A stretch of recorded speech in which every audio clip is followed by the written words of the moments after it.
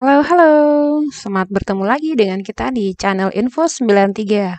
Apa kabar teman-teman semua? Saya harap semua dalam keadaan sehat, serta keluarga sekalian. Nah, teman-teman, bagaimana nih persiapannya untuk menghadapi tes CPNS maupun P3K dalam waktu dekat ini? Ya, kali ini kita Info 93 akan menyajikan beberapa soal-soal tentang sejarah Satpol PP. Yuk teman-teman yang mau mencoba Satpol PP di tahun ini, boleh ya diikutin dan dipelajari soal-soalnya. Baik, semangat teman-teman. Kita mulai ya. Di sini ada soal pertama. Pada tanggal 10 November 1948, lembaga yang sebelumnya dikenal sebagai Polisi Pamong Praja mengalami perubahan nama menjadi A. Kesatuan Polisi Pamong Praja, B. Pagar Praja, C. Detasemen Polisi Pamong Praja, D. Berturs Politie, E. Polisi Keamanan Kapanewon. Jawabannya adalah C. Detasemen Polisi Pamong Praja. Pada tanggal 10 November 1948, lembaga ini diubah namanya menjadi Detasemen Polisi Pamong Praja. Perubahan nama ini merupakan bagian dari upaya penyesuaian dan perbaikan organisasi dalam menjaga ketertiban dan ketenteraman masyarakat. Ya, jadi itu jawabannya adalah C. Oke. Lanjutkan ke soal yang kedua.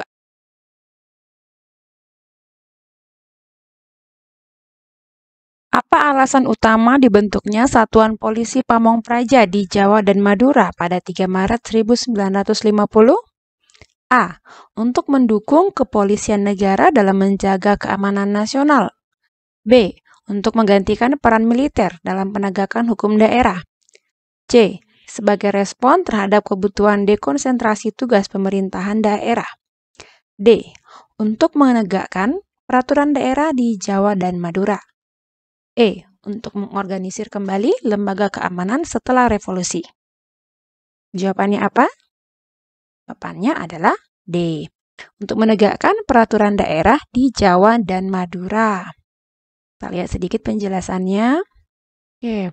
Satuan Polisi Pamong Praja dibentuk di Jawa dan Madura pada 3 Maret 1950 dengan nama Satuan Polisi Pamong Praja berdasarkan Keputusan Menteri Dalam Negeri Nomor UP 32-2-21. Pembentukan ini bertujuan untuk menegakkan peraturan daerah di wilayah tersebut dan tanggal 3 Maret kemudian diperingati sebagai hari jadi Satpol PP. Oke, itu jawabannya adalah D ya, untuk menegakkan peraturan daerah di Jawa dan Madura. Kita lanjut ya ke soal yang ketiga. Mengapa pada tahun 1962 nama Kesatuan Polisi Pamong Praja diubah menjadi Kesatuan Pagarbaya? Kita lihat pilihannya. A. Untuk membedakan dengan Korps Kepolisian Negara. B.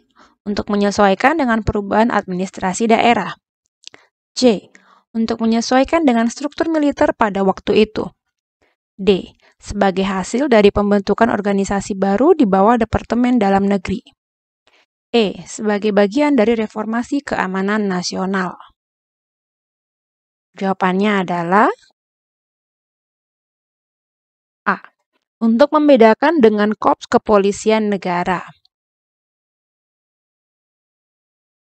Pada tahun 1962, Kesatuan Polisi Pamong Praja diubah namanya menjadi Kesatuan Pagarbaya berdasarkan Peraturan Menteri Pemerintahan Umum dan Otonomi Daerah Nomor 10 tahun 1962.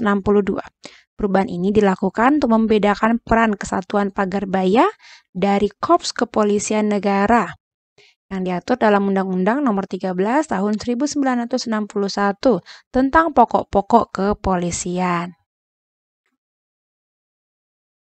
Oke, kita lanjut soal yang keempat. Apa yang menjadi penyebab utama istilah Satpol PP mulai terkenal di Indonesia? A. Dikeluarkannya Keputusan Menteri Dalam Negeri Nomor UP 32-2-21. B. Pemberlakuan Undang-Undang Nomor 13 tahun 1961. C. Perubahan nama Kesatuan Pagar Praja pada tahun 1963. D. Pemberlakuan Undang-Undang Nomor 5 Tahun 1974 tentang pokok-pokok pemerintahan di daerah. E. Pembentukan Kesatuan Polisi Pamong Praja di luar Jawa dan Madura tahun 1960. Jawaban yang benar adalah D. Pemberlakuan Undang-Undang Nomor 5 Tahun 1974 tentang pokok-pokok pemerintahan di daerah. Ya. Jadi sejak itu, istilah Satpol PP semakin terkenal. Oke, kita lanjut ya ke soal yang selanjutnya, soal nomor 5. Apa alasan utama pembentukan Kesatuan Polisi Pamong Praja di luar Jawa dan Madura pada tahun 1960? Ini soal yang sama tadi ya, kita lanjut saja. Soal ke-6. Undang-Undang Nomor 5 Tahun 1974. Oke, kita lanjut lagi ya. Soal selanjutnya, pasal berapakah dalam Undang-Undang Nomor 23 Tahun 2014 yang menyebutkan bahwa Satuan Polisi Pamong Praja dibentuk untuk menegakkan perda dan perkada, serta menyelenggarakan ketertiban umum dan perlindungan masyarakat? A. Pasal 250. B. Pasal 255. C. Pasal 260. D. Pasal 265. E. Pasal 270. Jawabannya adalah B. Pasal 255. Kita lihat pembahasannya. Pasal 255 dalam Undang-Undang Nomor 23 Tahun 2014 menyatakan bahwa Satuan Polisi Pamong Praja Satpol PP dibentuk dengan tujuan untuk menegakkan peraturan daerah (Perda) dan peraturan kepala daerah (Perkada), menyelenggarakan urusan ketertiban umum dan ketentraman masyarakat, serta perlindungan masyarakat. Itu ya. Lihat soal yang selanjutnya, soal nomor 9. Undang-Undang Nomor 32 Tahun 2004 tentang pemerintahan daerah mengalami revisi yang menghasilkan undang-undang berikut ini. Gimana jawabannya? A. Undang-Undang Nomor 5 Tahun 1974. B. Undang-Undang Nomor 23 Tahun 2014. C. Undang-Undang Nomor 22 Tahun 1999. D. Undang-Undang Nomor 12 Tahun 2008. E. Undang-Undang Nomor 9 Tahun 2015. Jawabannya adalah jawabannya adalah B. Undang-Undang Nomor 23 Tahun 2014. Oke. Lihat penjelasannya. Undang-Undang Nomor 32 Tahun 2004 tentang pemerintah daerah mengalami revisi dan kemudian digantikan oleh Undang-Undang Nomor 23 Tahun 2014 yang kemudian juga mengalami perubahan lebih lanjut dengan diterbitkannya Undang-Undang Nomor 9 Tahun 2015. Ya, jadi dalam waktu yang relatif dekat undang-undangnya mengalami revisi, ya, perubahan. Oke, kita lihat ini nomor 10.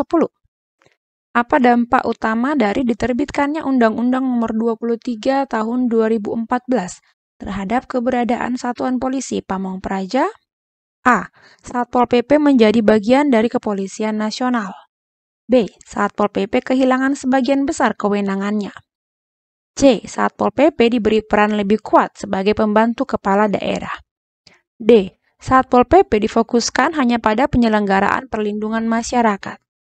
E. Satpol PP dihapuskan sebagai perangkat daerah. Jawabannya adalah C.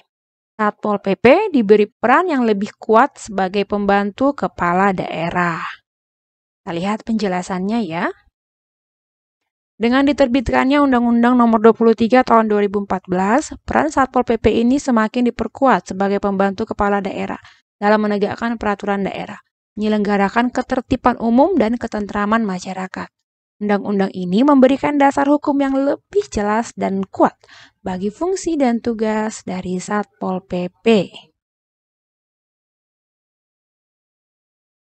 Sekarang kita lihat soal nomor 11. Apa makna dari elemen perisai dalam lambang Satuan Polisi Pamong Praja? A. Simbol perlindungan dan ketahanan. B. Simbol kekuatan militer. C. Simbol keadilan dan hukum. D. Simbol persatuan dan kesatuan. E. Simbol pengabdian dan pelayanan. Jawabannya adalah A. Simbol perlindungan dan ketahanan. Nah, jadi elemen perisai ini mencerminkan tugas utama Satpol PP ya dalam menjaga ketertiban dan ketentraman masyarakat serta melindungi warga dari berbagai gangguan keamanan. Itu ya arti dari elemen perisai. Nah, di sini ada soal nomor 12. Apa arti dari simbol pedang yang terdapat dalam lambang Satuan Polisi Pamong Praja? A. Simbol keamanan dan ketertiban. B. Simbol penegakan hukum dan ketegasan. C. Simbol kekuasaan dan pemerintahan. D. Simbol kerjasama dan sinergi. E. Simbol keadilan sosial. Jawaban yang benar adalah B. Simbol penegakan hukum dan ketegasan. Tuh ya. Jadi ini menunjukkan bahwa Satpol PP berperan dalam menegakkan peraturan dan hukum dengan tegas untuk menjaga ketertiban umum. Baik, sekarang kita lihat nomor 13. Apa makna dari warna kuning emas dalam lambang Satuan Polisi Pamong Praja? A. Simbol keberanian dan pengabdian. B. Simbol kemewahan dan kekuasaan. C. Simbol keamanan dan ketertiban. D. Simbol kesungguhan dan disiplin. E. Simbol kemakmuran dan kesejahteraan. Jawaban yang tepat adalah A. Simbol keberanian dan pengabdian. Ya. Jadi simbol kuning emas ini mencerminkan komitmen anggota Satpol PP dalam menjalankan tugas mereka dengan penuh keberanian dan dedikasi untuk masyarakat. Luar biasa ya, artinya sangat baik sekali. Nah, sekarang soal nomor 14, apa arti dari simbol pita pada lambang Satuan Polisi Pamong Praja? A. Simbol penghargaan dan prestasi. B. Simbol integritas dan disiplin. C. Simbol kebanggaan dan kehormatan. D. Simbol persatuan dan kerjasama. E. Simbol keberanian dan tekad. Jawaban yang tepat adalah D. Simbol persatuan dan kerjasama. Ya, jadi ini lambang pita atau simbol pita menandakan pentingnya kerjasama antar anggota dalam menjalankan tugas dan fungsi mereka untuk mencapai tujuan bersama dalam menjaga ketertiban dan keamanan masyarakat. Untuk soal selanjutnya, pertanyaannya masih mirip berkaitan dengan yang tadi. Simbol mata rantai yang terdapat pada lambang Satuan Polisi Pamong Praja melambangkan A. Keterhubungan dan koordinasi. B. Kebijakan dan keputusan. C. Kepemimpinan dan pengawasan. D. Kemampuan dan keterampilan. E. Pendidikan dan pelatihan. Jawaban yang tepat adalah A. Keterhubungan dan koordinasi. Ya. Simbol mata rantai ini menunjukkan bahwa Satpol PP harus dapat berkoordinasi dengan berbagai pihak dalam menjalankan tugasnya untuk menjaga keamanan dan ketertiban di masyarakat. Nah, ini soal selanjutnya. Apa makna dari bentuk kemudi kapal pada lambang Satuan Polisi Pamong Praja? A.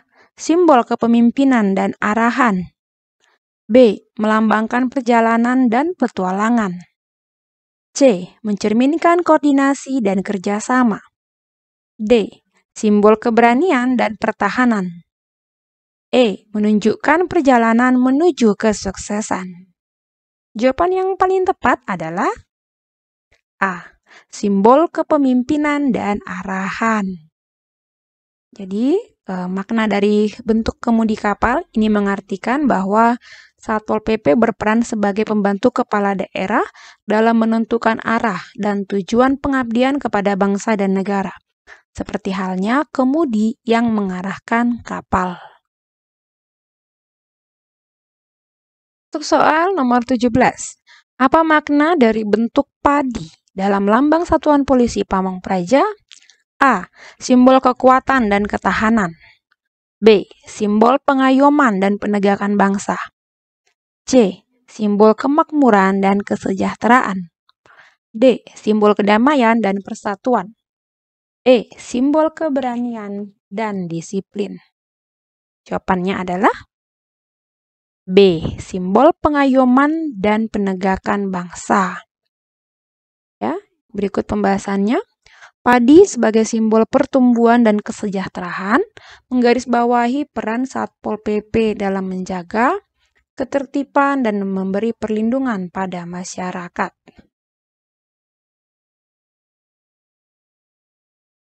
Soal ke-18.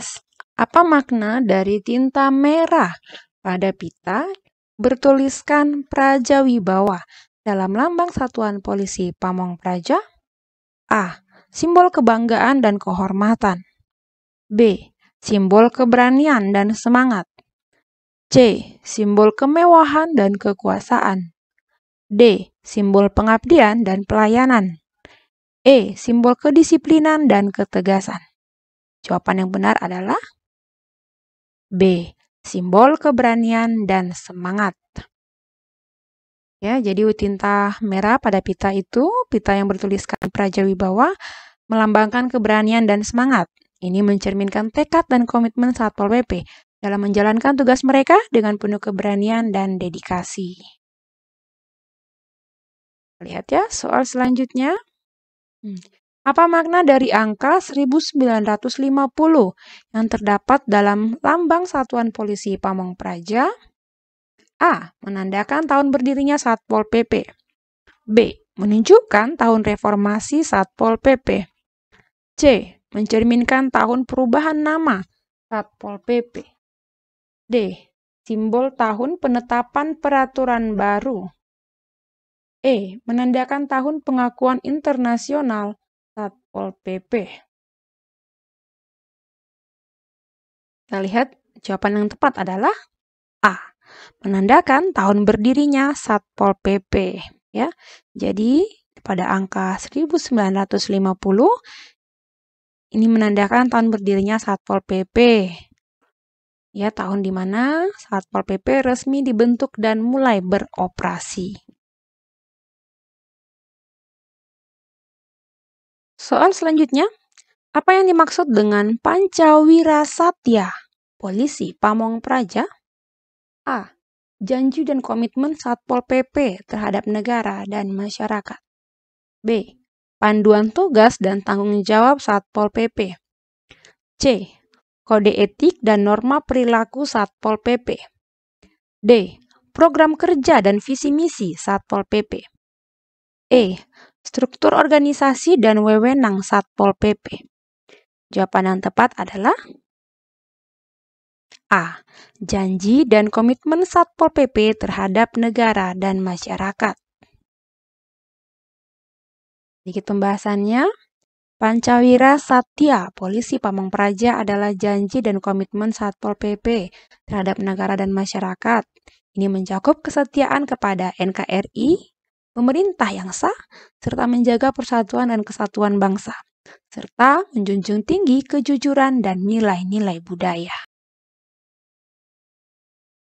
Selanjutnya, apa tugas pokok utama Satuan Polisi Pamong Praja?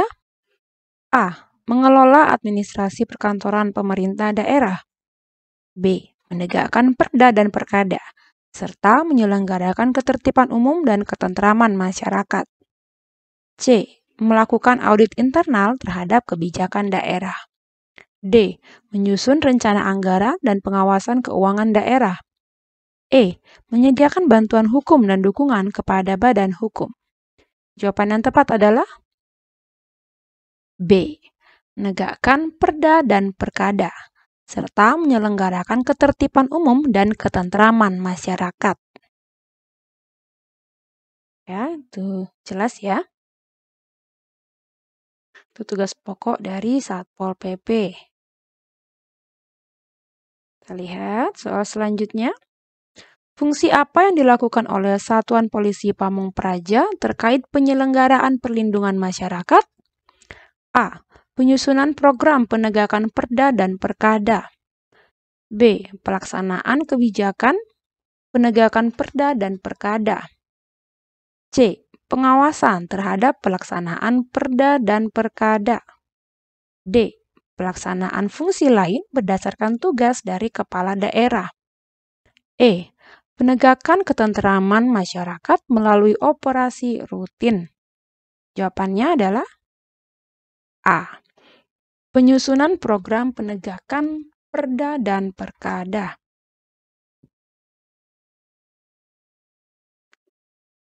Fungsi Satuan Polisi Pamong Praja dalam penyelenggaraan perlindungan masyarakat termasuk penyusunan program penegakan perda dan perkada. Ini meliputi pembuatan kebijakan dan rencana untuk menjaga ketertiban dan perlindungan di masyarakat.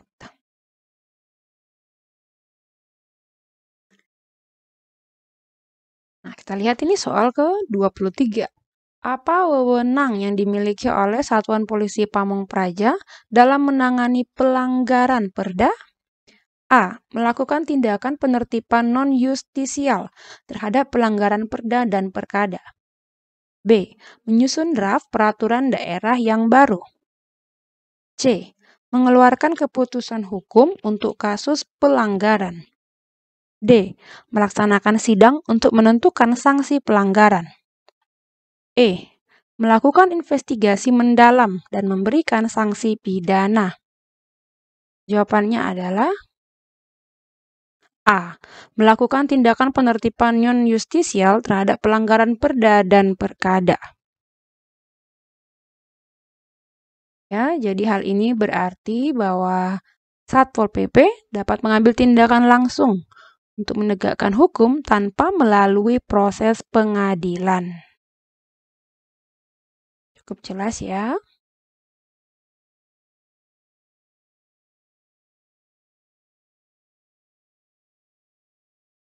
Oke, kita lihat ini soal ke-24. Apa fungsi dari pelaksanaan koordinasi penegakan perda dan perkada oleh Satuan Polisi Pamong Praja? A. Mengarahkan dan menyelaraskan penegakan hukum di seluruh wilayah. B. Melakukan verifikasi atas pelaksanaan kebijakan pemerintah daerah. C. Menyusun laporan evaluasi tahunan terhadap pelaksanaan perda. D. Menetapkan anggaran untuk penegakan hukum. E. Mewakili pemerintah daerah dalam forum-forum nasional. Jawaban yang tepat adalah A. Mengarahkan dan menyelaraskan penegakan hukum di seluruh wilayah. Jadi fungsi pelaksanaan koordinasi penegakan perda dan perkada itu melibatkan pengarahan dan penyelarasan penegakan hukum di seluruh wilayah. Ini memastikan bahwa semua kegiatan penegakan hukum konsisten dan efektif di berbagai area. Soal ke-25.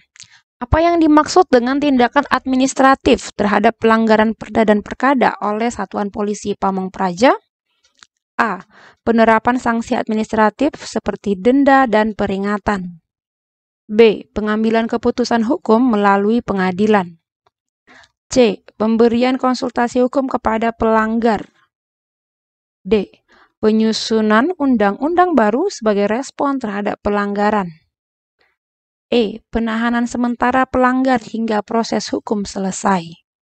Jawabannya adalah A. Penerapan sanksi administratif seperti denda dan peringatan. Ya, jadi denda dan peringatan adalah langkah-langkah yang diambil tanpa melalui proses pengadilan formal, tetapi masih memiliki efek hukum. Oke, kita ke nomor 26. Apa bentuk awal dari penegakan ketertiban yang dibentuk oleh VOC di Batavia pada masa Gubernur Jenderal Pieter Both? A. Polisi militer. B. Bailiu. C. Bestuurs Politia. D. Polisi Pamong Praja. E. Korps Kepolisian Negara. Jawabannya adalah B. Bailiu. Ikut pembahasannya.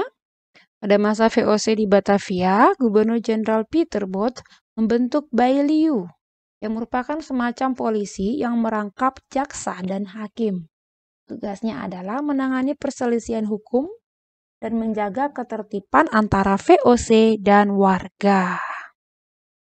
Ya, jadi jawabannya itu B. Bailiu. Soal ke-27. Apa yang menjadi tugas utama dari Bestuurs Politia yang dibentuk pada masa pemerintahan Raffles? A. Menangani perselisihan hukum antara VOC dan warga. B. Membantu pemerintah di tingkat kawedanan dalam menjaga ketertiban dan ketentraman. C. Menegakkan peraturan yang dikeluarkan oleh VOC.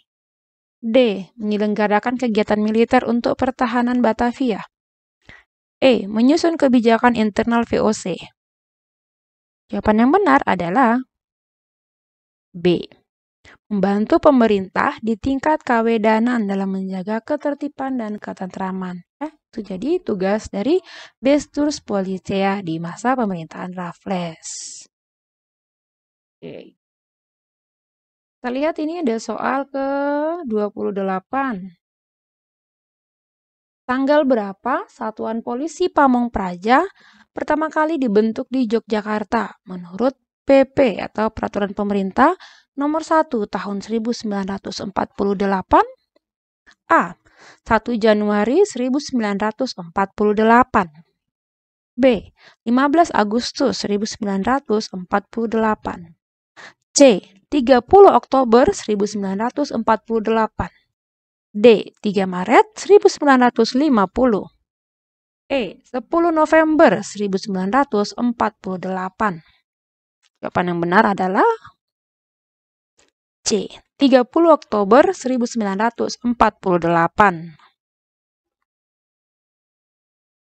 Ya, jadi Satuan Polisi Pamong Praja di Yogyakarta pertama kali dibentuk tanggal 30 Oktober 1948 berdasarkan Peraturan Pemerintah atau PP Nomor 1 Tahun 1948. Oke, kita beranjak ke soal berikutnya. Apa nama resmi dari satuan yang dibentuk pada 30 Oktober 1948 di Yogyakarta? A. Detasemen Polisi Pamong Praja. B. Kesatuan Polisi Pamong Praja. C. Detasemen Polisi Pamong Praja Keamanan Kapanewon. D. Kesatuan Pagar Praja. E. Polisi Pamong Praja. Jawaban yang tepat adalah C. Detasemen Polisi Pamong Praja Keamanan Kapanewon. Ya, jadi itu dibentuk sesuai dengan Surat Perintah Jawatan Praja di Daerah Istimewa Yogyakarta. Itu ya namanya, kesatuannya ya, Detasemen Polisi Pamong Praja Keamanan Kapanewon. Soal ke-30. Apa perubahan nama yang terjadi pada Satuan Polisi Pamong Praja pada tanggal 10 November 1948? A. dari Bailiu menjadi Kesatuan Polisi Pamong Praja. B. Dari Polisi Pamong Praja menjadi Detasemen Polisi Pamong Praja. C. Dari Detasemen Polisi Pamong Praja menjadi Kesatuan Pagarbaya. D. Kesatuan Polisi Pamong Praja menjadi Polisi Pamong Praja. E. Dari Kesatuan Pagar Praja menjadi Polisi Pamong Praja. Jawabannya adalah B. Dari Polisi Pamong Praja menjadi Detasemen Polisi Pamong Praja. Jadi ada penambahan kata detasemen.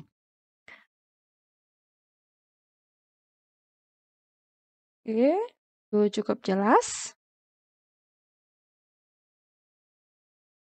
Baik, sekarang kita lanjutkan ya ke soal ke-31.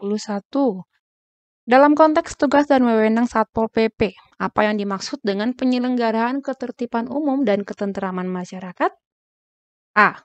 Upaya dan kegiatan yang dilakukan oleh Satpol PP untuk menjaga keamanan lingkungan dari ancaman kriminalitas. B. Usaha yang dilakukan Satpol PP dalam menjaga keamanan negara secara keseluruhan. C. Kegiatan yang memungkinkan pemerintah dan masyarakat melaksanakan kegiatan dalam situasi yang aman dan tertib sesuai dengan peraturan daerah. D. Tindakan represif yang diambil Satpol PP dalam menindak pelanggaran hukum di wilayahnya. E. Upaya penegakan hukum yang dilakukan Satpol PP terhadap pelanggar peraturan daerah tanpa memperhatikan aspek sosial masyarakat. Jawaban yang benar adalah C. Ya. Berikut pembahasannya. Penyelenggaraan ketertiban umum dan ketentraman masyarakat oleh Satpol PP adalah upaya dan kegiatan yang memungkinkan pemerintah dan masyarakat melaksanakan kegiatan dalam kondisi yang tertib, ya, dan aman, teratur sesuai dengan peraturan daerah. Itu ya. Cukup jelas.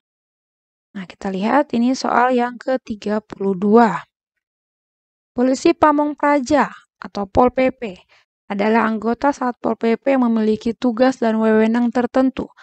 Manakah pernyataan berikut yang paling tepat menggambarkan tugas dan tanggung jawab Pol PP? A. Melakukan pengawasan terhadap kebijakan pemerintah pusat. B. Menyusun peraturan daerah dan peraturan kepala daerah. C. Menegakkan peraturan daerah serta menyelenggarakan ketertiban umum, ketentraman, dan perlindungan masyarakat. D. Mengawasi pelaksanaan proyek pembangunan di daerah. E. Menjadi penengah dalam sengketa antara warga dan pemerintah daerah. Jawabannya adalah C. Ya. Jadi Satpol PP sebagai anggota Satpol PP bertanggung jawab atas penegakan peraturan daerah, penyelenggaraan ketertiban umum dan ketentraman, serta perlindungan masyarakat sesuai dengan peraturan perundang-undangan.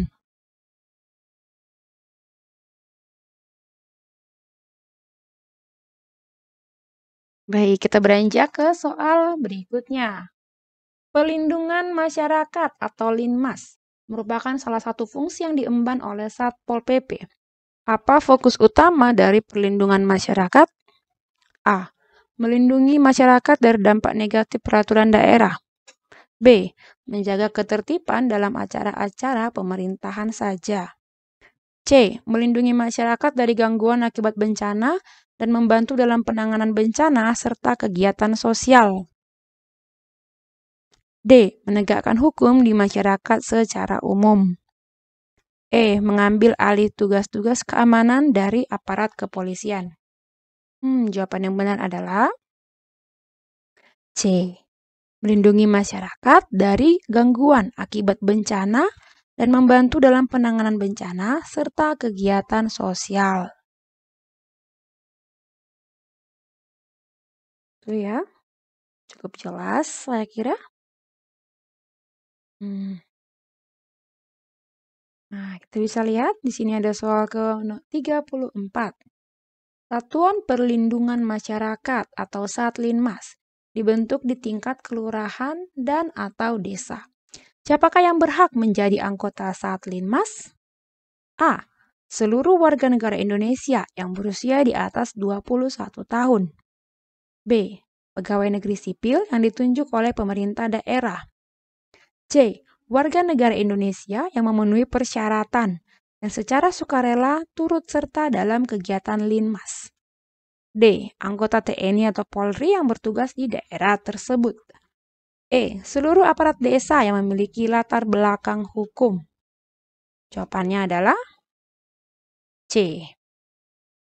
Ya, jadi anggota Satlinmas adalah warga negara Indonesia yang memenuhi persyaratan dan secara sukarela turut serta dalam kegiatan Linmas. Jadi bukan pegawai pemerintah atau juga bukan aparat keamanan khusus.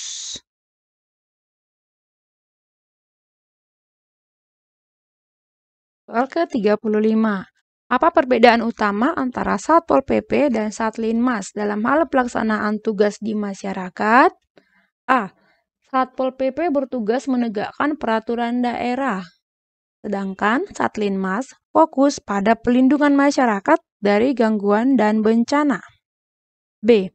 Satpol PP berfokus pada penyusunan peraturan daerah, sedangkan Satlinmas bertanggung jawab atas pelaksanaannya. C.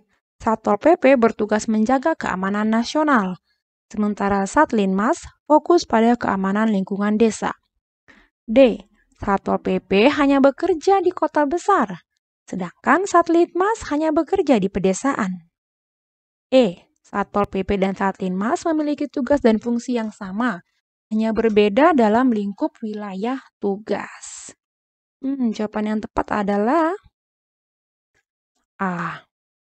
Ya.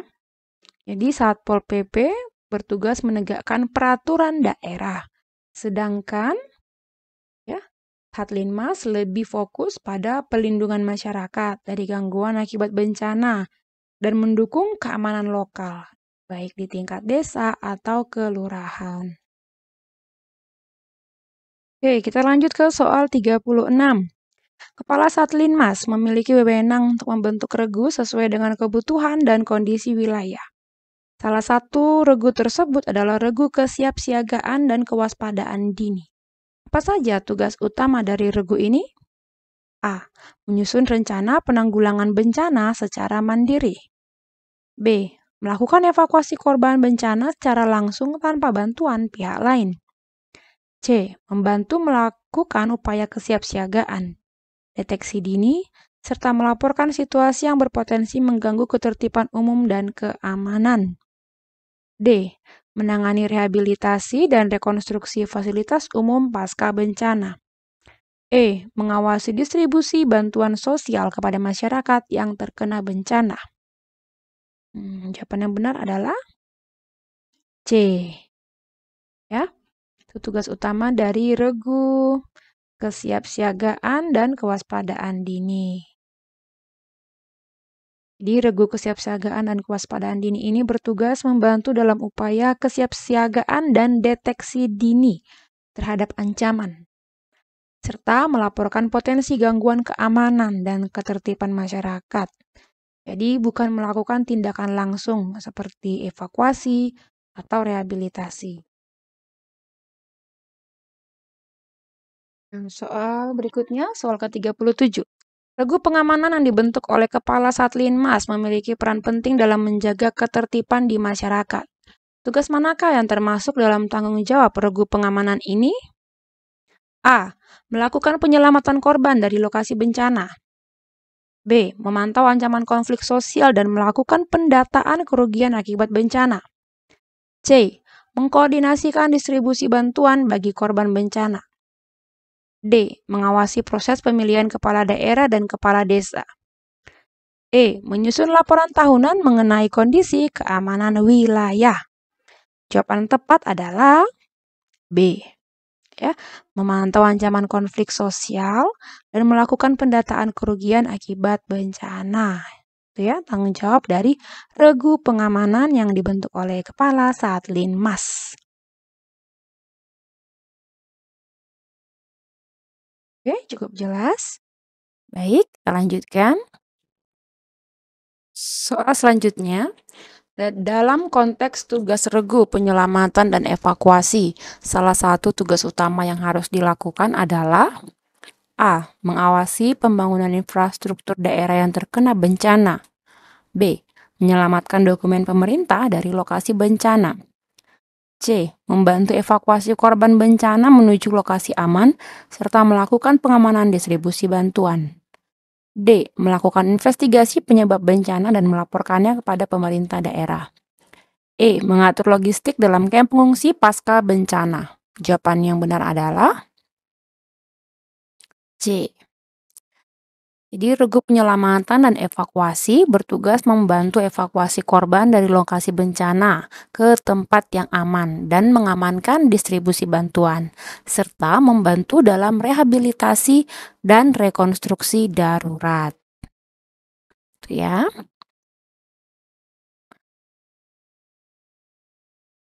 Sekarang kita masuk ke soal nomor 39. Tugas dari regu dapur umum yang dapat dibentuk oleh Kepala Satlinmas adalah A. Menyediakan makanan bagi petugas Satlinmas saat bertugas. B. Menyediakan dan mendistribusikan makanan dan minuman bagi korban bencana serta personel yang terlibat dalam operasi bencana. C. Mengatur penyediaan logistik bagi seluruh aparat pemerintah daerah. D. Mengawasi stok makanan di wilayah rawan bencana. E. Menyusun menu makanan khusus untuk korban bencana dengan kebutuhan gizi tertentu. Jawabannya adalah B. Jadi jelas ya, cukup jelas. Nah, kita bisa lanjutkan ke soal nomor 40. Apa peran penting dari regu penyelamatan dan evakuasi dalam konteks penanganan bencana? A. Menjadi penghubung antara pemerintah pusat dan daerah dalam situasi bencana. B. Melakukan analisis risiko bencana dan memberikan rekomendasi kepada pemerintah daerah. C. Membantu rehabilitasi dan rekonstruksi darurat pada fasilitas umum yang rusak akibat bencana. D. Mengawasi kegiatan sosial kemasyarakatan di wilayah bencana.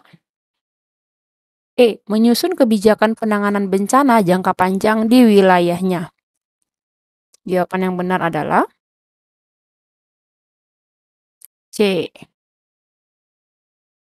Jadi, regu penyelamatan dan evakuasi memiliki peran penting dalam membantu rehabilitasi dan rekonstruksi darurat pada fasilitas umum yang rusak akibat bencana, sehingga masyarakat dapat kembali beraktivitas secara normal secepat mungkin. Nah, kita masuk ke soal 41. Dalam konteks penyelenggaraan ketertiban umum dan ketentraman masyarakat, deteksi dini dilakukan oleh personel PPP dengan tujuan utama A. Mencari solusi terhadap masalah sosial yang ada. B. Mengumpulkan informasi untuk mengetahui potensi gangguan sebelum terjadi. C. Melakukan tindakan langsung untuk menyelesaikan masalah gangguan ketertiban. D. Menyusun laporan rutin tentang kondisi keamanan masyarakat. E. Mengawasi kegiatan masyarakat sehari-hari. Jawabannya adalah B. Jadi deteksi dini adalah usaha yang dilakukan oleh personel Pol PP untuk mengumpulkan informasi melalui pengawasan dan pengamatan agar potensi gangguan ketertiban umum dan ketentraman masyarakat dapat diketahui lebih awal sebelum muncul ke permukaan. Baik, cukup jelas ya. Itu untuk deteksi dini. Nah, ke soal nomor 42. Cegah dini dalam rangka menjaga ketertiban umum dan ketentraman masyarakat bertujuan untuk A. Memastikan bahwa gangguan yang terjadi dapat diatasi dengan cepat. B. Mencegah masalah agar tidak muncul ke permukaan dan mempengaruhi sistem yang ada. C. Melakukan penegakan hukum terhadap pelanggar ketertiban. D. Membantu masyarakat dalam mengatasi masalah sosial yang terjadi. E. Mengumpulkan data mengenai potensi gangguan sosial. Nah, ini masih ada kemiripan dengan soal sebelumnya ya. Pasti tahu jawabannya, yaitu B. Cegah dini adalah usaha yang dilakukan personel Pol PP untuk mencegah permasalahan ketertiban agar tidak muncul ke permukaan dan mempengaruhi sistem yang ada melalui berbagai kegiatan proaktif. Oke. Jelas untuk kedua soal tadi? Nah, ini soal nomor 43. Pembinaan yang dilakukan oleh Pol PP dalam rangka meningkatkan ketertiban umum dan ketentraman masyarakat meliputi A. Tindakan hukum terhadap pelanggar perda. B. Proses yang efisien dan efektif untuk meningkatkan kepatuhan warga terhadap perda dan atau perkada. C. Memberikan informasi kepada masyarakat tentang hak-hak mereka. D. Mengamankan wilayah yang rentan terhadap gangguan. E. Meningkatkan partisipasi masyarakat dalam menjaga keamanan lingkungan. Jawaban yang benar adalah B.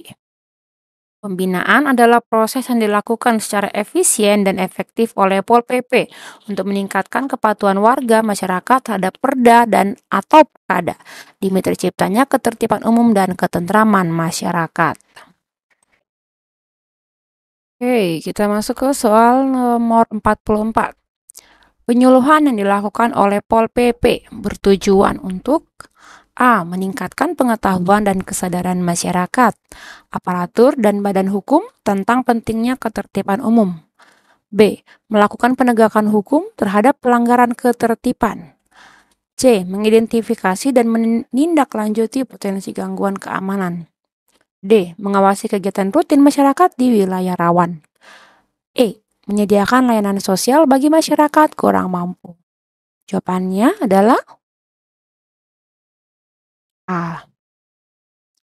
Penyuluhan adalah kegiatan yang bertujuan memberikan informasi dan meningkatkan kesadaran masyarakat, aparatur dan badan hukum tentang pentingnya ketertiban umum dan ketentraman masyarakat, sehingga dari yang semula tidak tahu menjadi tahu dan sadar akan pentingnya mematuhi peraturan. Jelas ya?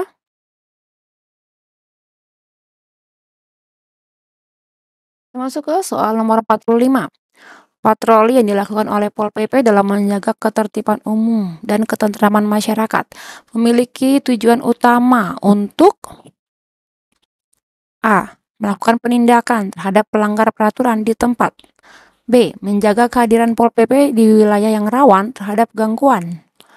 C. Mencegah terjadinya gangguan dengan melakukan pengawasan dan tindakan preventif. D. Mengidentifikasi dan mendokumentasikan masalah keamanan. E. Menyediakan bantuan langsung kepada masyarakat yang membutuhkan. Jawabannya yang benar adalah C. Ya. Di patroli dilakukan oleh Pol PP sebagai usaha mencegah terjadinya gangguan ketertiban umum dan ketentraman masyarakat dengan cara mendatangi, mengamati, dan melakukan tindakan preventif atas situasi yang diperkirakan akan menimbulkan gangguan nyata. Oke, kita masuk ke soal nomor 46. Tujuan utama dari patroli kawasan yang dilakukan oleh personel Pol PP adalah A. Melakukan penegakan hukum secara langsung di lapangan. B. Melakukan pengawasan terhadap wilayah yang luas seperti kecamatan. C. Menangani gangguan ketertiban umum di pusat kota. D. Mengawasi pergerakan masyarakat di daerah terpencil. E. Melakukan inspeksi terhadap wilayah tertentu yang rawan. Jawabannya adalah B. Patroli kawasan dilakukan dengan kendaraan bermotor atau sarana transportasi lainnya di wilayah yang luas, seperti kecamatan. Tujuannya adalah melakukan kontrol dan pengecekan terhadap segala sesuatu yang berhubungan dengan ketertiban umum dan ketentraman masyarakat. Soal ke-47. Patroli kota dan atau wilayah yang dilakukan oleh Pol PP bertujuan untuk A. Mengidentifikasi dan menindaklanjuti pelanggaran perda di lingkungan perdesaan. B. Menjaga ketertiban umum di daerah yang memiliki potensi gangguan keamanan tinggi. C. Menegakkan perda dan atau perkada di wilayah hukum tertentu menggunakan kendaraan bermotor. B. Mengawasi kegiatan ekonomi di wilayah pasar tradisional. E. Melakukan pemantauan jarak jauh terhadap wilayah rawan bencana. Jawaban yang benar adalah C. Patroli kota dan atau wilayah dilakukan dengan kendaraan bermotor, menyangkut ketertiban umum dan ketentraman masyarakat, serta penegakan perda dan atau perkada di wilayah hukum sesuai dengan perundang-undangan. Baik. Nah, kita masuk ke soal nomor 48 ya. Patroli yang bersifat inspeksi dan dilakukan menurut kebutuhan untuk memantau keadaan daerah yang rawan terhadap gangguan ketertiban umum disebut A. Patroli blok, B. Patroli kawasan, C. Patroli kota, D. Patroli pengawasan, E. Patroli wilayah. Jawaban yang benar adalah D. Patroli pengawasan. Patroli ini adalah jenis patroli yang bersifat inspeksi dan diselenggarakan sesuai kebutuhan untuk memantau daerah atau tempat yang diperkirakan akan mengalami gangguan terhadap ketertiban umum dan ketentraman masyarakatnya. Soal ke-49. Manakah pernyataan berikut yang benar mengenai perbedaan antara patroli blok dan patroli kawasan? A. Patroli blok dilakukan dengan kendaraan bermotor, sedangkan patroli kawasan dilakukan dengan berjalan kaki. B. Patroli blok dilakukan di wilayah yang lebih luas dibandingkan dengan patroli kawasan. C.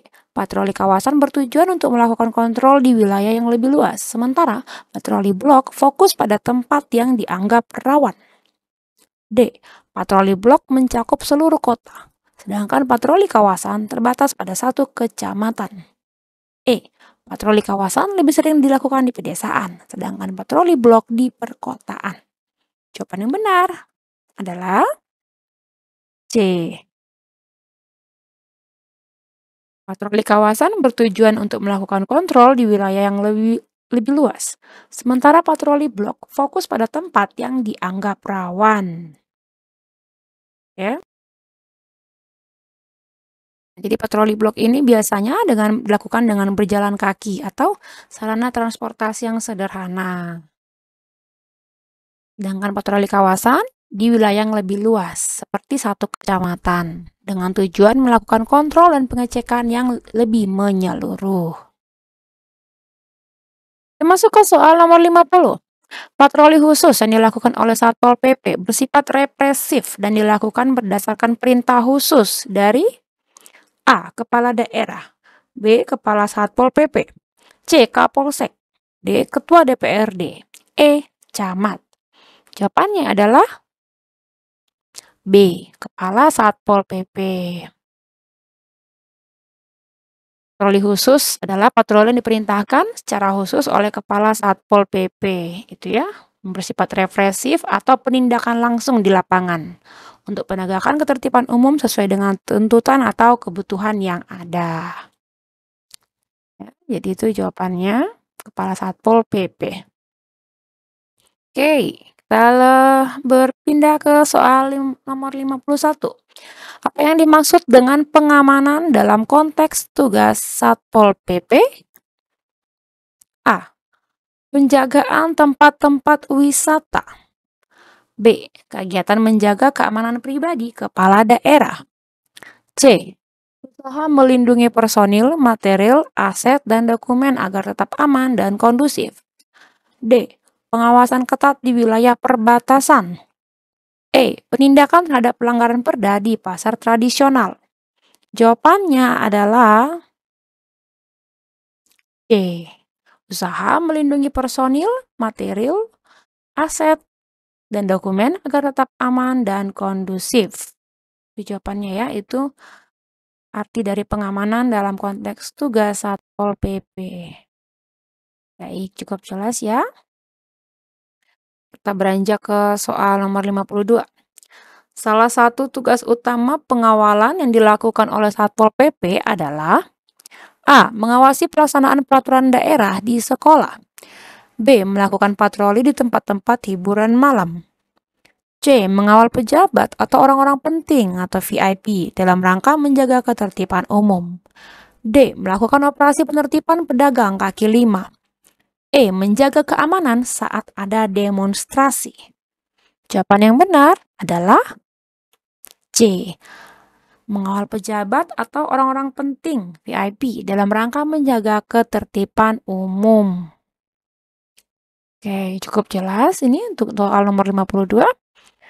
Nah, coba kita masuk ke soal 53. Semoga tetap semangat ya teman-teman ya. Soal nomor 53.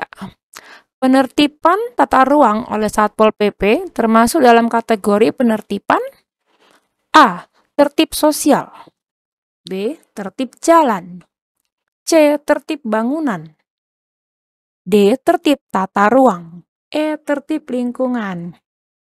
Jawabannya sepertinya ini agak sedikit tricky ya. Jawabannya pasti D. Seperti namanya.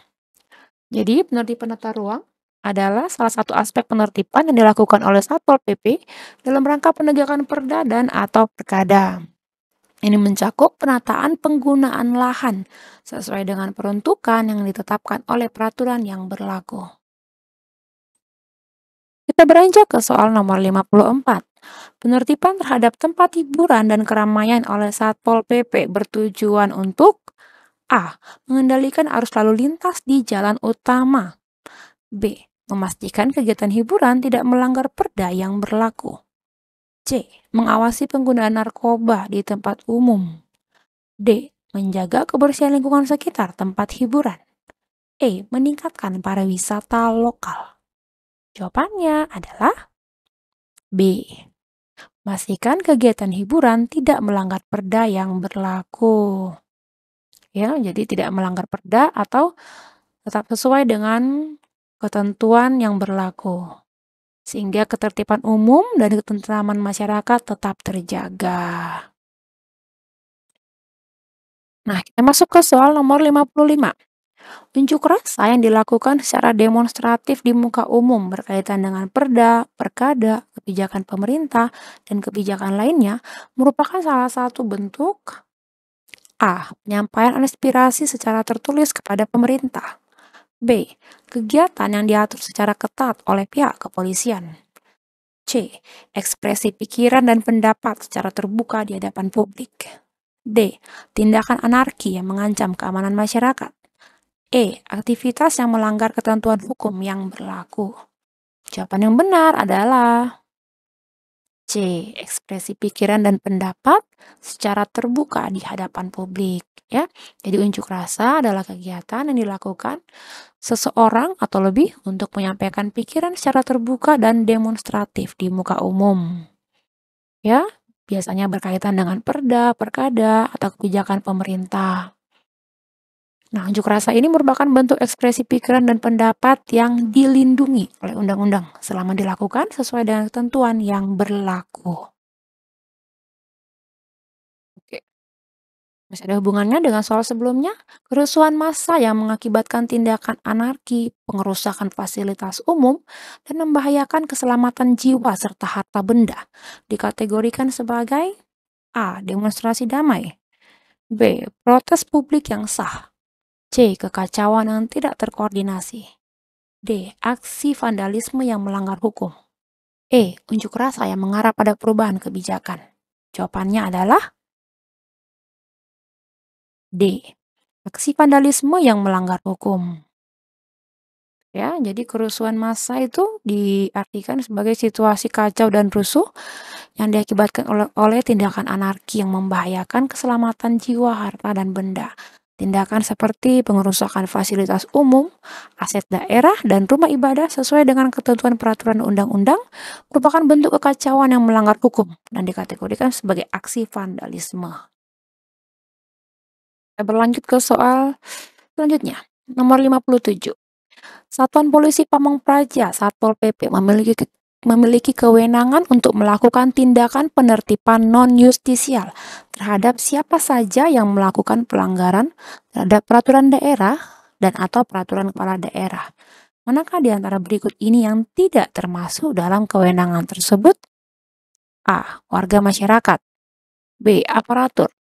C. Badan hukum. D. Presiden. E. Gubernur. Jawabannya adalah D. Presiden. Ya, oke, cukup jelas.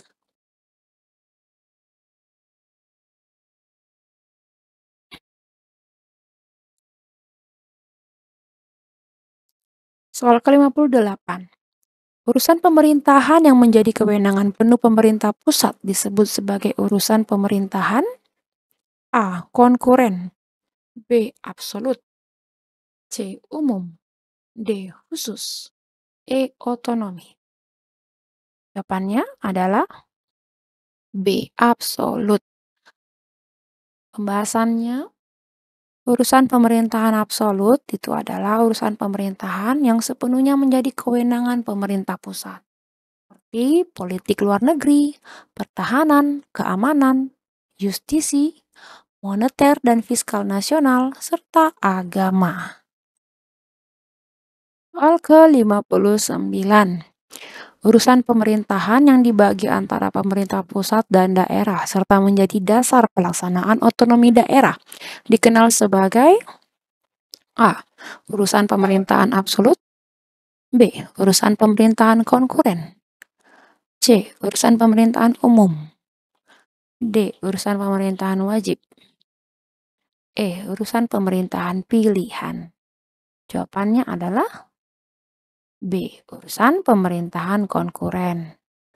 Nah, itu adalah urusan pemerintahan yang dibagi antara pemerintah pusat dan daerah provinsi dan kabupaten kota yang menjadi dasar pelaksanaan otonomi daerah. Soal ke-60. Manakah di antara berikut ini yang merupakan contoh urusan pemerintahan absolut? A. Pendidikan. B. Pertahanan. C. Kesehatan. D. Perhubungan. E. Pariwisata. Jawabannya adalah B. Pertahanan. Oke. Jelas ya, karena di soal sebelumnya sudah kita bahas. Oke, kita lanjut ke soal ke-61. Dalam melaksanakan tugas pokok dan fungsinya, Satpol PP dan Satlinmas harus menjunjung tinggi beberapa prinsip umum. Manakah dari berikut ini yang termasuk prinsip umum tersebut? A. Menjunjung tinggi norma hukum, agama, moralitas, adat istiadat. B. Menggunakan kekerasan bila diperlukan. C. Mengutamakan kepentingan pribadi dan golongan. D. Menghindari perencanaan yang matang. E. Tidak perlu koordinasi dengan institusi terkait. Jawaban yang benar adalah A. Menjunjung tinggi norma hukum, agama, moralitas, dan adat istiadat. Ini cukup jelas ya. Soal ke-62. Satpol PP dan Satlinmas dalam melaksanakan tugas wajib mengayomi dan melayani masyarakat. Hal ini termasuk dalam A. Prinsip khusus. B. Prinsip umum. C. Prinsip teknis. D. Prinsip etika. E. Prinsip operasional. Jawabannya adalah B. Prinsip umum. Jadi mengayomi dan melayani masyarakat itu merupakan bagian dari prinsip umum yang harus diperhatikan dalam pelaksanaan tugas oleh Satpol PP dan Satlinmas. Soal ke-63. Prinsip khusus yang harus diperhatikan oleh Satpol PP dan Satlinmas dalam melaksanakan tugasnya meliputi A. Mengedepankan kepentingan umum di atas kepentingan pribadi dan golongan. B. Menjunjung tinggi norma hukum, agama, moralitas, adat istiadat. C. Menghindari penggunaan kekerasan. D. Bertakwa, berlaku jujur, dan profesional. E. Menjamin hak untuk hidup, kebebasan, dan keamanan individu. Jawabannya adalah C. Menghindari penggunaan kekerasan. Ya, itu salah satu prinsip khusus yang perlu diperhatikan oleh Satpol PP dan Satlinmas. Soal ke-64. Satpol PP dan Satlinmas harus melaporkan peristiwa yang mengganggu ketentraman dan ketertiban masyarakat, khususnya jika terjadi luka atau kematian akibat kekerasan atau senjata api. Langkah ini termasuk dalam A. Prinsip umum, B. Prinsip kedisiplinan, C. Prinsip pelaporan, D. Prinsip khusus, E. Prinsip hukum. Jawabannya adalah D. Prinsip khusus. Ya, ini termasuk dalam prinsip khusus. Oke. Dia melaporkan peristiwa yang mengganggu ketentraman dan ketertiban masyarakat itu adalah bagian dari prinsip khusus yang harus dipatuhi oleh Satpol PP dan Satlinmas. Oke. Jadi sejauh ini ada 2 yang kita pelajari ya, prinsip umum dan prinsip khusus. Oke, kita beranjak ke soal nomor 65. Sebelum melakukan penertiban, Satpol PP dan Satlinmas wajib memberikan peringatan. Berapa lama peringatan pertama harus diberikan? A. 3 hari, B. 7 hari, C. 10 hari, D. 14 hari, E. 5 hari. Jawaban yang benar adalah C. 10 hari. Jadi menurut prinsip khusus yang harus diikuti oleh Satpol PP dan Satlinmas, peringatan pertama harus diberikan selama 10 hari sebelum tindakan penertiban dilakukan.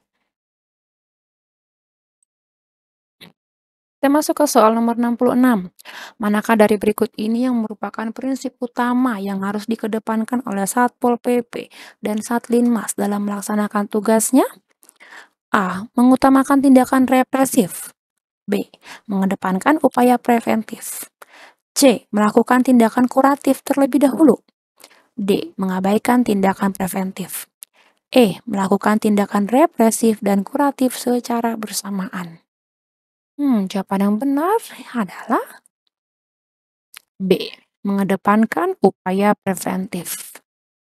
Jadi Satpol PP dan Satlinmas harus mengedepankan upaya preventif daripada tindakan represif atau kuratif dalam melaksanakan tugas mereka, sesuai dengan prinsip penegakan HAM. Jelas ya? Diutamakan itu preventif ya, pencegahan. Beranjak ke soal 67. Peran Satpol PP dan Satlinmas dalam perlindungan HAM meliputi semua hal berikut, kecuali A. Melindungi masyarakat untuk mendapatkan hak-hak asasinya. B. Memberikan jaminan agar tidak diperlakukan sewenang-wenang. C. Mengabaikan kelompok rentan terhadap pelanggaran HAM. D. Memberikan perlindungan tempat yang diperkirakan akan terjadi pelanggaran HAM. E. Memberikan perlindungan terhadap kehormatan, martabat, dan rasa aman. Jawabannya apa? Ya, jawabannya adalah mengabaikan kelompok rentan terhadap pelanggaran HAM. Ya, jadi Satpol PP dan Satlinmas tidak boleh mengabaikan kelompok rentan terhadap pelanggaran HAM, melainkan harus memberikan perlindungan khusus kepada mereka. Oke, cukup jelas ya saya rasa. Nah, kita beranjak ke soal nomor 68. Satpol PP dan Satlinmas harus memberikan jaminan kepada masyarakat agar tidak diperlakukan sewenang-wenang oleh siapapun. Ini termasuk dalam peran mereka di bidang A. Pemenuhan HAM, B. Penghormatan HAM, C. Penegakan HAM, D. Pemajuan HAM, E. Perlindungan HAM. Jawaban yang benar adalah E. Perlindungan HAM. Jadi perlindungan terhadap masyarakat agar tidak diperlakukan sewenang-wenang merupakan bagian dari peran Satpol PP dan Satlinmas di bidang perlindungan HAM.